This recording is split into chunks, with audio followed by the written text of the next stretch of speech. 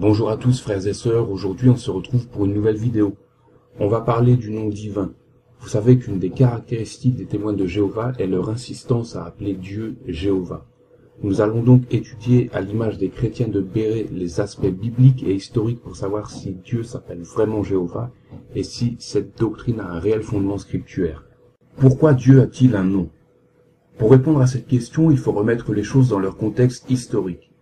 Pour cela, je vous invite à prendre le livre de l'Exode au chapitre 3. C'est l'épisode du buisson ardent. Dans les deux premiers livres de l'Exode, on a appris l'oppression cruelle des Israélites par les Égyptiens. Dieu s'est donc révélé à Moïse à travers ce buisson ardent et il l'a chargé d'aller délivrer son peuple. Mais le contexte historique de l'époque fait que Dieu devait se démarquer. Il faut savoir qu'à cette époque de l'Antiquité, chaque peuple avait sa propre culture et adorait plusieurs divinités qui étaient connues par leur propre nom. Moïse demanda donc à Dieu quel nom allait-il devoir annoncer. Pour se démarquer des autres fausses divinités, Dieu s'est présenté comme étant « Je suis celui qui est ».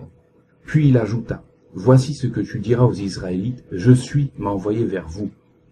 Puis tu leur diras « L'Éternel, le Dieu de vos ancêtres, le Dieu d'Abraham, d'Isaac et de Jacob m'a envoyé vers vous. C'est là mon nom pour l'éternité. C'est sous ce nom que l'on se souviendra de moi pour tous les temps. » On va donc prendre le texte en hébreu. Exode chapitre 3 versets 14 et 15. Libne tomar ko veyomer eye asher eye Moshe el Elohim veyomer alekem selhani eye Yisrael. Yahweh Yisrael benei el tomar ko Moshe el Elohim of veyomer selhani Yakub veloe Yishak Eloé Abraham Eloé Abotekem Eloé dor le dor zikri vezech leolam shemi zech alekem.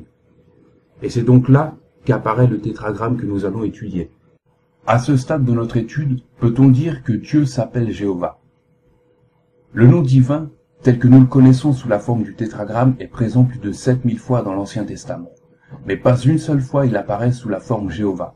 Pourtant, la Watchtower insiste pour utiliser ce nom. Voici ce que nous pouvons lire dans un de leurs livres pour enfants, Écoutez le grand enseignant aux pages 26 à 31. Sais-tu quel est ce nom? Dieu lui-même nous l'a révélé. Il a dit « Je suis Jéhovah, c'est là mon nom ». Dieu s'appelle donc Jéhovah. Comme Jésus savait que Jéhovah est un nom très important, il a dit à ses disciples de l'utiliser, même dans leurs prières. Tu vois, ça signifie que Dieu gardera le nom Jéhovah. Jamais il n'en changera. Il veut qu'on le connaisse pour toujours sous ce nom Jéhovah. Aimerais-tu ressembler à Jésus? Alors dis aux autres que le nom de Dieu est Jéhovah. Comment peut-on montrer à Jéhovah qu'on l'aime? Tout d'abord en cherchant à le connaître comme on connaît un ami, et ensuite en disant aux autres comment il s'appelle. Tout ce qui est écrit dans ce livre est faux, en sachant que le nom de Jéhovah ne se trouve nulle part dans la Bible telle qu'elle, mais plutôt sous la forme du tétragramme, comme on a pu voir précédemment. De plus, Jésus n'a jamais utilisé ce nom, mais il s'est toujours adressé à l'Éternel en l'appelant Père. Donc dire que Dieu veut que nous le connaissions et que nous lui montrions notre amour en utilisant le nom de Jéhovah n'a aucun fondement biblique. À ce stade, on peut donc se poser la question, si le nom de Jéhovah ne vient pas de la Bible, d'où vient-il? Pour répondre à cette question, il faut se remettre dans le contexte historique de l'époque. Tout a commencé environ 400 ans avant Jésus-Christ. Les Juifs avaient commencé à perdre l'usage du nom divin en s'appuyant sur le 3e commandement, « Tu n'utiliseras pas le nom de Dieu en vain ». Il était donc devenu interdit d'invoquer ce nom dans les temples ou les synagogues. Et lorsque le tétragramme était rencontré, il était remplacé par les titres Elohim ou Adonai. Petit à petit, la prononciation du nom divin a complètement disparu. Progressivement, les voyelles de Adonai ont été mélangées avec les consonnes du tétragramme, et c'est ainsi qu'est né le nom de Jéhovah.